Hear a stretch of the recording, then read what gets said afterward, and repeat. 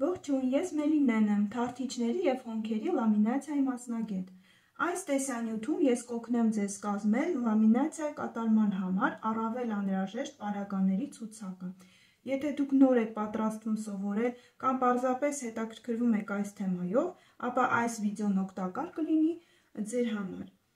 Բայց մինչ բուն թեմային անցնելը մի փոքր ինֆորմացիոն նախաբան։ Վերջին մի քանի տարիների ընթացքում անհավանական հանրաճանաչություն է վայելում թարթիչների և հոնքերի լամինացիայի ծառայությունը։ Դրանից առաջ կար ավելի քիչ պահանջարկ ունեցող թարթիչների բիոզավիվ կան։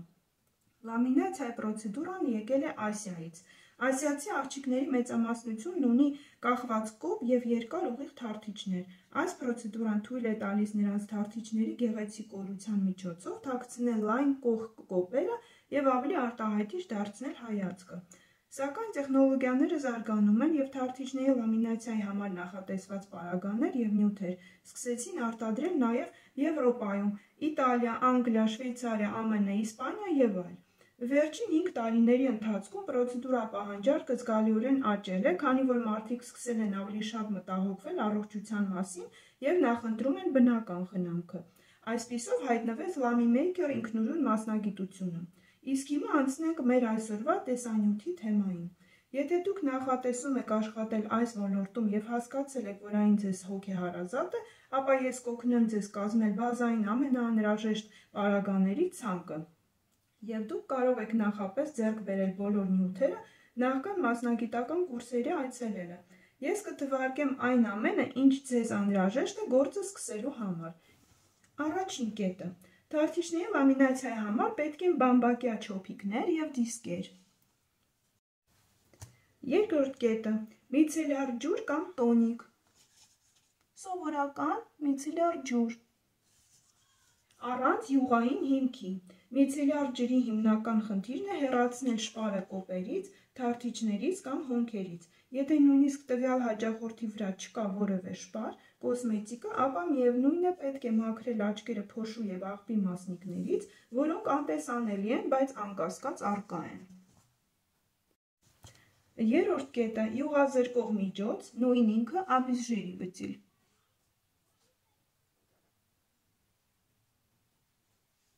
Այն անհրաժեշտ է թարթիչները կամ հոնքերը լրացուցիչ մաքրման և յուղազրկման համար, քանի որ մաշկի վրա կուտակվում է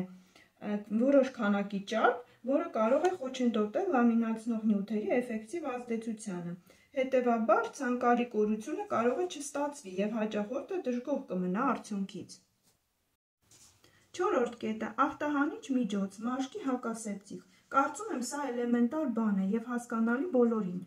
Դուք պետք է ձեռքերը ախտահանեք նախքան պրոցեդուրան սկսելը և նաև ընթացքում, եթե դիպչել եք հեռախոսին կամ այլ իրերի։ Լամինացիայի համար նախատեսված բոլոր գործիքները ևս պետք է ախտահանվել ամեն հաճախորդից հետո։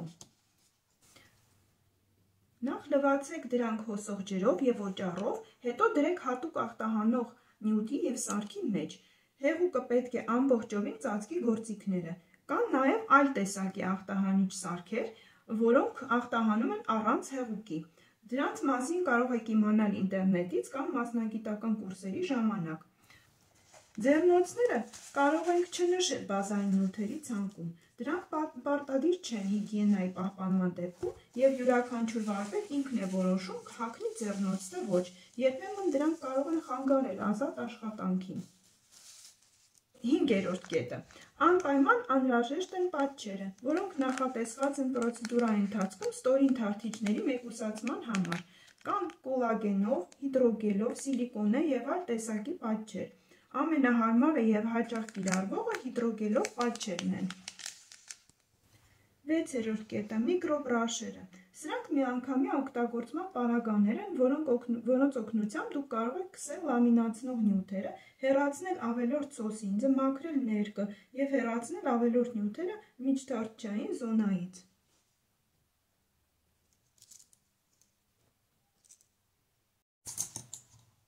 Յոթերորդ կետը՝ բարակ վրձիններ։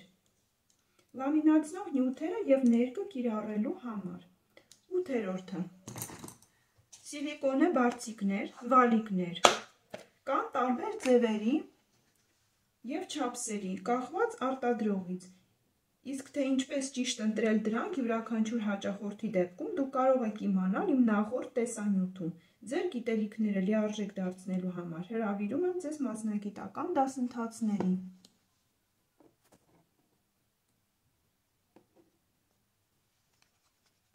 9-րդ կետը՝ բազմաֆունկցիոնալ գործիք կամ պինցետ տապորի տեսակի, կացնիկ։ Այս ֆորման իր նմանեցնում են կացնիկին, այդ պատճառով անունը այդտեղից ծագել է։ Բազմաֆունկցիոնալ գործիքի սուր կողմը նախատեսված է թարթիչները վալիկի վրա դասավորելու և սոսնձելու համար։ Մյուս կողմը իրենից ներկայացնում է փոքր սանդրիկ թարթիչների կամ հոնքերի համար։ Ամեն մասնագետ ընտրում է իր աշխատանքի համար հարմար գործիք։ Մեկին հարմար է պինցետով աշխատել, մյուսին սուր բազմաֆունկցիոնալ անսահ գործիքով, այլապես ասում են նաև իգլաստեկ։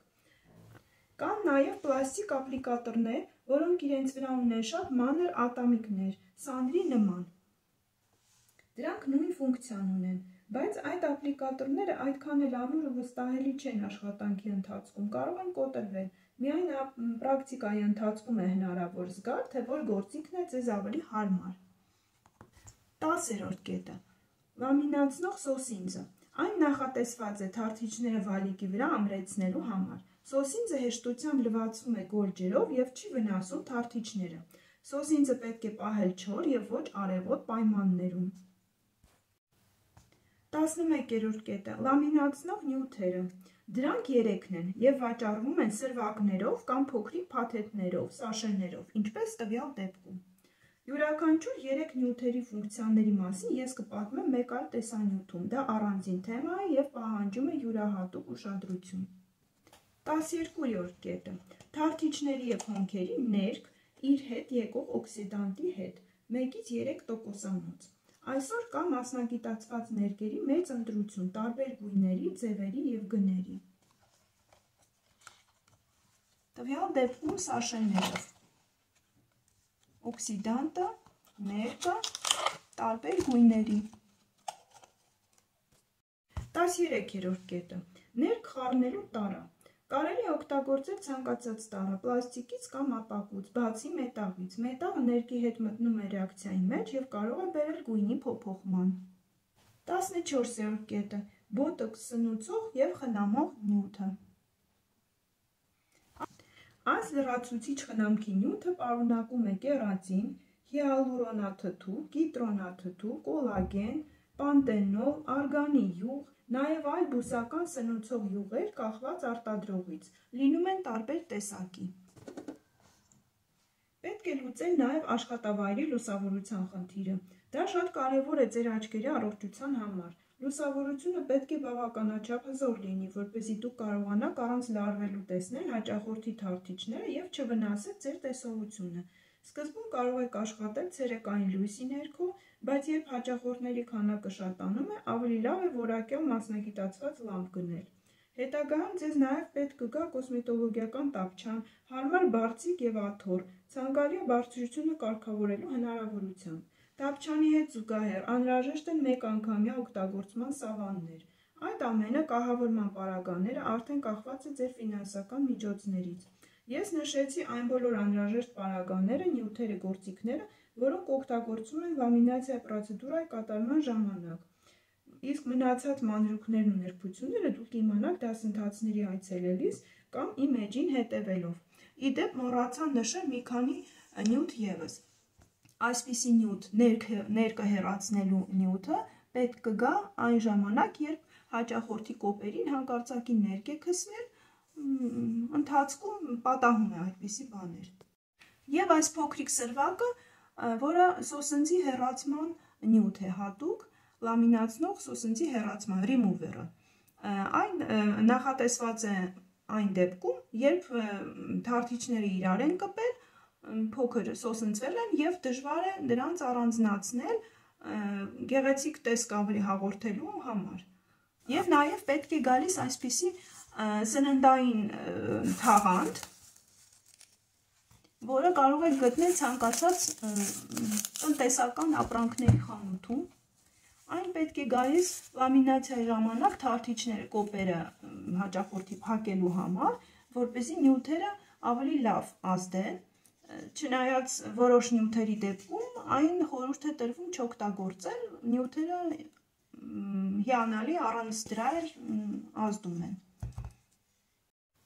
Իսկ ամենավերջում պետք է գալիս այսպիսի կոսմետիկ հատուկ հոզանակ, որով կարող եք սանրել հաճախորդի թարթիչները ավելի վերջում կատարյալ տեսք ստանալու համար և թարթիչները առանձնացնելու։ Այսպիսի կոսմետիկ հոզանակները նաև տալիս են հաճախորդին, որպեսզի նա խնամի իր թարթիչները, ասենք շաբաթը մի քանի անգամ կարող է սանրել թարթիչները լամինացիայից հետո, ընդհանուր գեղեցիկ տեսքը պահպանելու համար։